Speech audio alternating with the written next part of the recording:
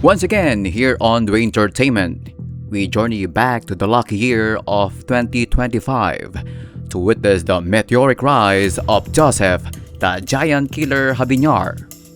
It began with a shockwave in February 2025, where his sprinter's edge did the unthinkable, dethroning the Criterium King John Paul Morales to claim the national title. The Criterium Here we go,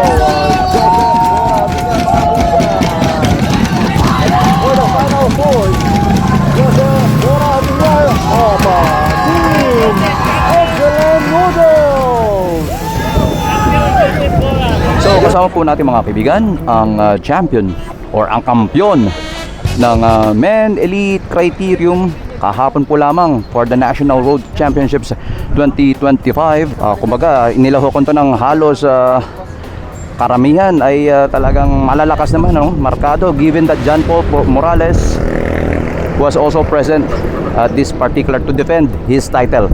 So paano humiwalay about 37 seconds itong si Habinyar sa mga last 2 laps?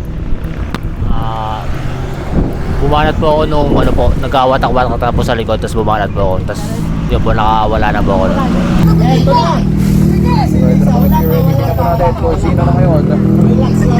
John Paul Morales. Eventually, the Criterium King, John Paul Morales, was dislodged by Habinyar after the latter established a tremendous gap of 48 seconds, enough to unseat the king. Ramdam natin ang puwersa ng peloton, ano? At isa pa lang, banatan na ng banatan, ano? Standing start, and nakita natin yung iba talagang pilit na humiwalay talaga, pero na-overwhelm din ng peloton, ano? Saan ka banda? Last ilang lap ka bago sa tingin mo parang nakukuha mo na yung laro? Start pa lang po, medyo condition na po. Sarap na po condition po. He was off to a good start. Condition in other words. At given that John Paul Morales, na kilala natin, trono niya yan. Inisip mo ba na mag-champion dyan?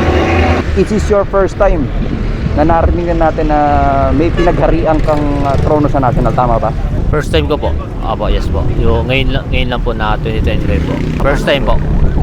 First ko po mag-medal sa national po. First time po. Taga saan ba talaga itong si Joseph Bora Habinyar? By the way, ang Bora po, no, nickname niya lang yon. By the way, si Joseph Bora Habinyar, pumangalawa rin to, if I'm not mistaken, sa Vuelta Dagupan, Turo Pines, tama ba ako? Pangatlo pala, panguna kasi doon si Ryan Togawin and Joshua Pascual, 1, 2, 3 yon in 2023. So, taga saan ba si Joseph Bora Habinyar? Pagsakan Laguna po.